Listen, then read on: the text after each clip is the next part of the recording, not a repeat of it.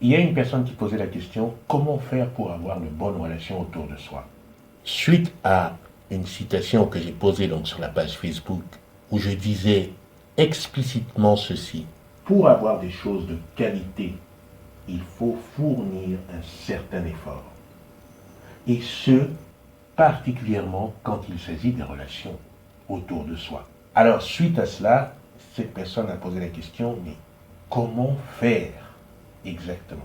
Eh bien, dans cette vidéo, je te propose d'avoir une ligne directrice pour stratégiser afin d'avoir de bonnes relations autour de toi.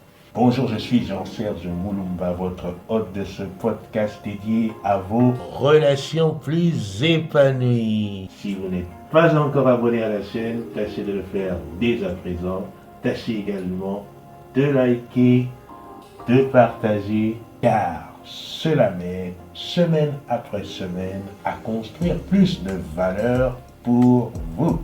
Selon la loi de la conservation de l'énergie qui vous est probablement aussi familière, vous savez que l'être humain a tendance à aller vers le moindre effort. C'est aussi la raison pour laquelle nous sommes tentés à poser moins d'actions naturellement, plus qu'à en poser. Qu'est-ce que cela veut dire exactement? Cela veut dire que nous avons tendance à rester dans notre zone de confort, à faire ce que nous connaissons, à rester ancrés dans nos schémas habituels, et ce, particulièrement en ce qui concerne nos relations quotidiennes. Ce qui veut dire que si nous voulons quelque chose de plus élevé, de qualitatif, il faudra d'abord se mettre d'accord sur ce principe qui est que nous devons fournir un effort. Pendant longtemps, je pensais qu'en réalité, quand je rentrais en conversation avec des personnes autour de moi, le simple fait de parler, etc., était constructif et fabriquait quelque chose. Je me souviens une fois, je parlais à une amie, je lui disais, mais ce serait bien d'avoir quand même des conversations utiles, des conversations constructives, des conversations qui nous permettent d'exposer des idées, de voir un petit peu comment est-ce que nous pouvons agir pour modifier peu à peu ce qui ne nous satisfaisait pas, y compris dans nos schémas personnels, ou même dans nos relations de couple, ou même simplement au travail, ou dans nos activités. Par exemple, je lui demandais, mais d'après toi, quelles sont les choses que les gens autour de toi apprécient le plus? Quelles sont tes qualités que les gens apprécient? Et de l'autre côté, qu'est-ce que les gens te reprochent le plus souvent? Alors elle me disait, mais tu sais Serge, tout le monde n'a pas envie de parler comme tu parles. Toi, tu es toujours dans des conversations avec des choses très profondes, toujours à chercher le quoi du comment, du pourquoi. Mais tout le monde n'a pas toujours envie de parler comme ça. Tu sais, on a juste envie d'être là, entre nous, de parler tranquillement, d'apprécier le moment, sans se poser mille questions, etc. Parce que c'est pas toujours quelque chose qui crée une bonne ambiance, quoi. Tout le monde n'a pas toujours envie de parler de soi, de dire le pourquoi du comment, d'aller élaborer des théories, etc.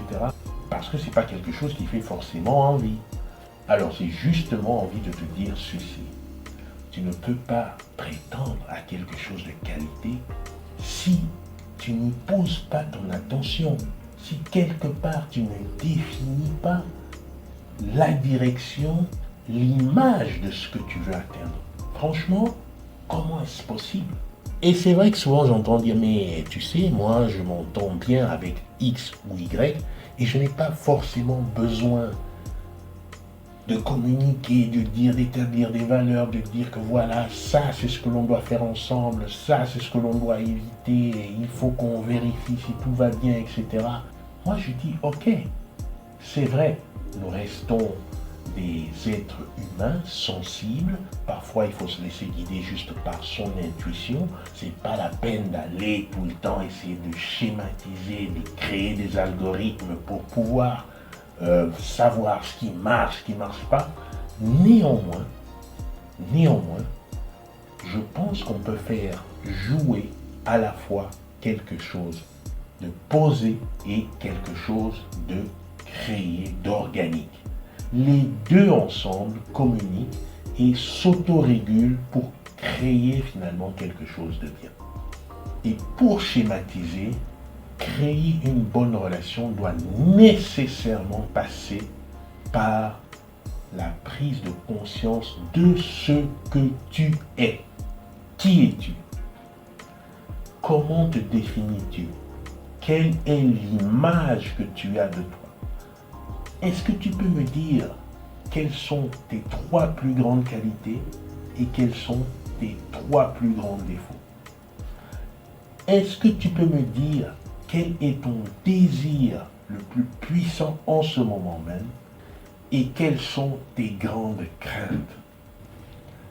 Est-ce que tu peux me dire quels sont tes modes de contrôle, de gestion émotionnelle? Comment est-ce que tu te comportes dans des situations où tu as tendance à te mettre en colère? Comment est-ce que tu te comportes quand tout d'un coup quelque chose te fait peur?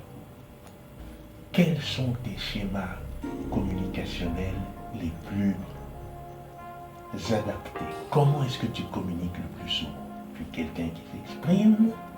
Tu es quelqu'un qui garde tout pour lui?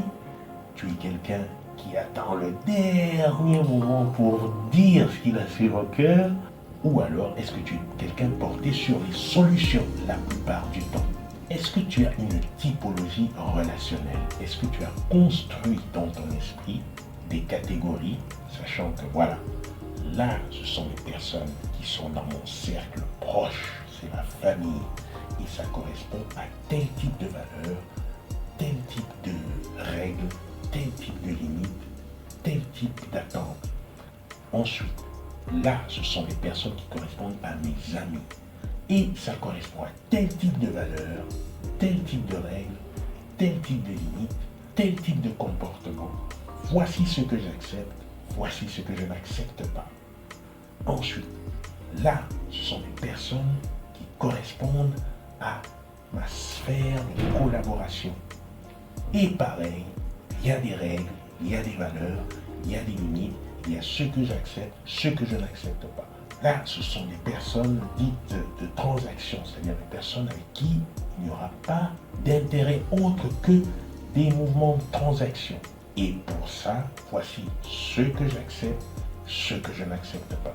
Est-ce qu'il y a dans ton esprit une typologie de ce type qui te permet tout de suite de savoir comment naviguer tes relations dans le quotidien?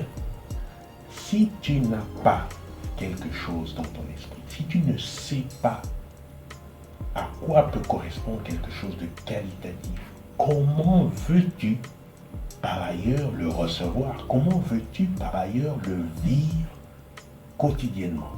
Parce que là, tu laisses tout au hasard. Tu dis, tiens, le hasard va faire les choses vont se faire de façon organique, on le sent pas, etc. Si par ailleurs tu as un petit schéma qui peut être modifiable avec l'expérience, tu as un petit schéma, une petite ligne directrice, tu t'offres encore plus d'occasion de pouvoir construire quelque chose de qualitatif. Chacun a son guide, chacun a ses règles, et ces règles, comme je te le dis, peuvent être modifiables avec l'expérience.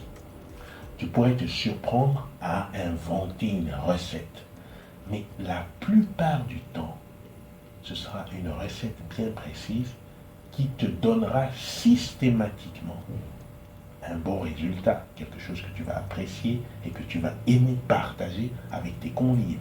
Ce ne sera pas le fait de jeter des ingrédients comme ça dans le faitout et de les préparer qui va te donner systématiquement, la plupart du temps, de bons résultats.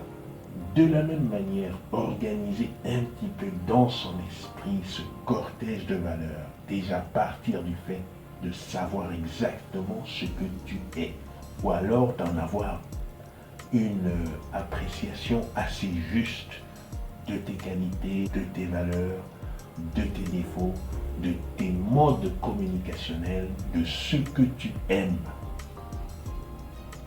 de ce que tu n'aimes pas, tes limites, savoir ce que tu peux offrir et ce que tu ne peux pas offrir. Toutes ces directives te permettent de sélectionner encore plus adroitement les personnes qui viennent vers toi. Je pense qu'il est très important d'arrêter de considérer que les choses se font par le hasard et que parce que l'on se rapproche ou l'on s'éloigne au gré du vent et des situations, il n'y a pas de possibilité de systématiser, d'encadrer d'une certaine manière des relations de sorte qu'elles deviennent purement qualitatives. Et que ce soit dans le cercle stricto sensu très proche familial, amical, ou encore dans un cercle plus éloigné professionnel, de connaissances, de loisirs.